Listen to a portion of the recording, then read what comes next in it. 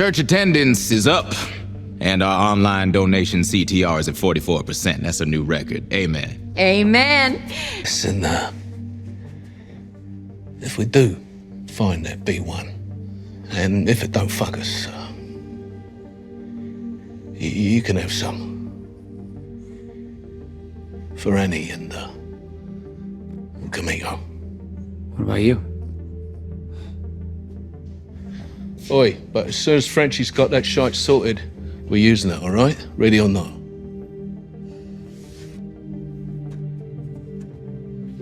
Do you, or do you not, have V1? I don't. But Bombsight does. He does.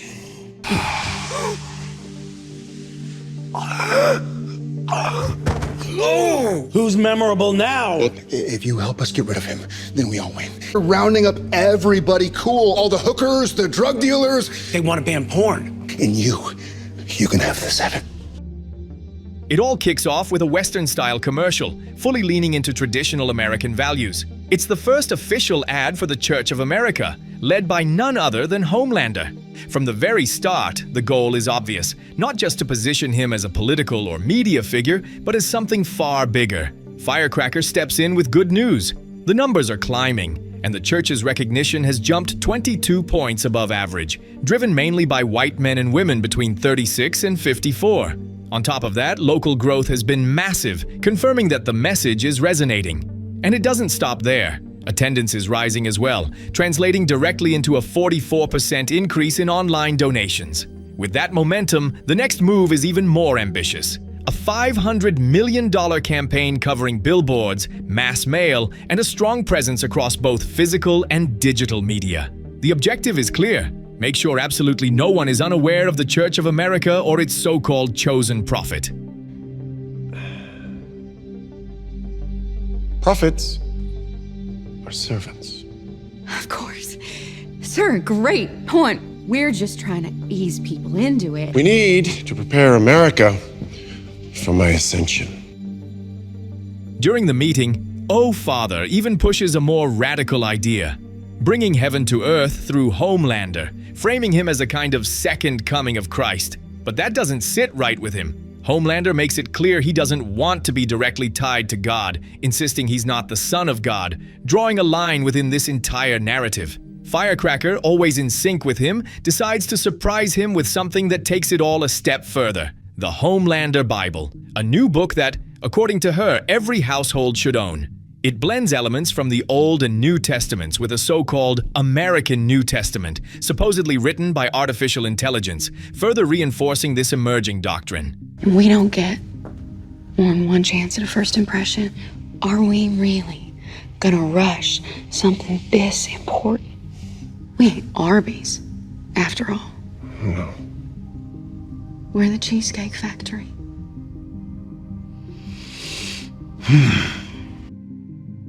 Not everyone is on board with what's happening. Sister Sage stands out as the only critical voice in the room, warning that this could spark serious social unrest and eventually lead to riots. Firecracker, however, insists everything is under control and claims they even have support from local law enforcement. Amid the tension, Homelander steps in again, pitching new ideas to keep the movement in check. Oh, just recall all soups stationed overseas? American heroes should be protecting America, not who gives a fuckistan. Great idea. Things take a turn when Firecracker gets a call from Reverend Greg. The two meet at a cafe to discuss an urgent issue. One of Homelander's more radical followers attacked his church and melted a stained glass window of the Virgin Mary. The Reverend has tried to get help with no success, so he goes straight to the person he sees as Homelander's right hand, hoping someone will finally step in. Firecracker offers him a pretty direct solution: pay the franchise fee to join the new church and avoid further trouble. But he refuses, not just because of the money, but because he doesn't see Homelander as a god. Instead of backing down, he challenges her, urging her to do the right thing and question whether she really has to follow everything he says. Meanwhile, Soldier Boy has just been with Firecracker, but there's clearly no real spark between them. She feels distant, like her mind is somewhere else. In the middle of that awkward silence, she asks if he's been baptized and brings up what happened with the Reverend. You know, this whole Homelander is God shit. It's It's fucking ridiculous. Really think so? If he's a second coming, then what does that make me? Joseph? Let me talk about the biggest cuck in history. Man trades his best cow to bag some hot-ass virgin. And then God comes and squirts his baby gravy up her meat wallet. Fuck that. Look, I'll tell you this. If there is a God, sure as hell didn't come out of my balls. Later on, Firecracker tries to talk to Homelander, but instead runs into Oh Father. He tells her about the milk donations they've been receiving from followers, but then shifts to something more sensitive. He checked the printing status of the new Bible, and everything is running smoothly. No delays, no pushback from production. That immediately puts Firecracker under suspicion, since she had claimed the opposite, exposing that she's starting to question this entire narrative that frames Homelander as a divine figure. Things get even heavier when Firecracker receives shocking news. 6 churches in Daytona have been vandalized, including the Baptist church where she grew up. Instead of just reacting, she uses the incident strategically on her show. From there, she builds a narrative with multiple goals, blaming Starlight's followers, hinting that the Reverend is some kind of pervert, and reinforcing the idea that the only safe path forward is joining Homelander's church. But it's clear this is taking a toll on her. She looks shaken, almost forced into it, and even though she tries to stay composed, she ends the segment with tears in her eyes, revealing the weight of what she's saying. Later, with everyone gathered, Soldier Boy starts messing with Deep, but Homelander steps in to defend him, reminding everyone that Deep was the one who brought him Stan Edgar. That doesn't sit well with Noir, since he was actually the one who captured Edgar, and Deep took the credit without facing any consequences. The story then shifts to show us a different side of Noir, or rather, Justin outside the suit. We learn he's into acting, and he's actually good at it. During a rehearsal, Adam, the play's director, shares a story from when he worked on the set of Dawn of the Seven. That's where he met Deep, whom he describes as a pretty awful person who always tried to outshine everyone else. His advice is simple. If someone tries to overshadow you, you hit them back the same way.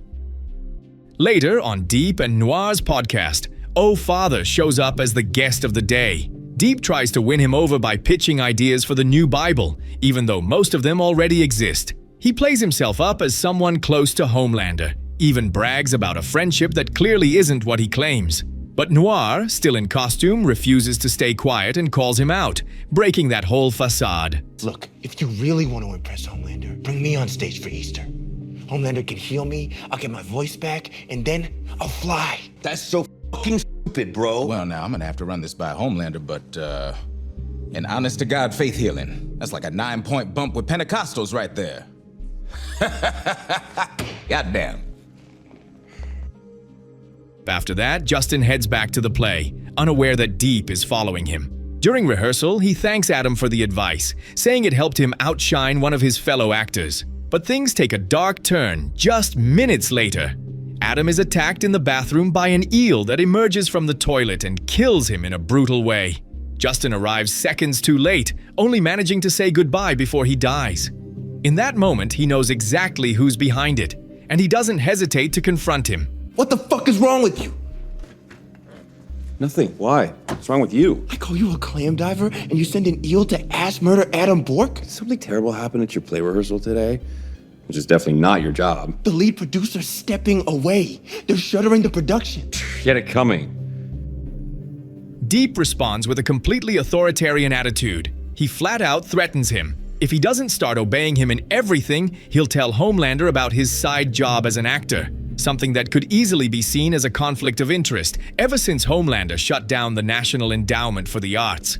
The pressure is obvious, and so is the goal. Keep control at all costs. The tone shifts when we switch to Terra's point of view. In a pretty bizarre moment, he dreams about mounting Homelander, something he ends up reenacting with his stuffed toy when he wakes up. But when Annie takes the toy to wash it, Terra goes looking for it and eventually finds his way to where Mother's Milk and Butcher are. There, they're discussing Mindstorm's whereabouts, believing he's the one who has V1, even though they still can't track him down.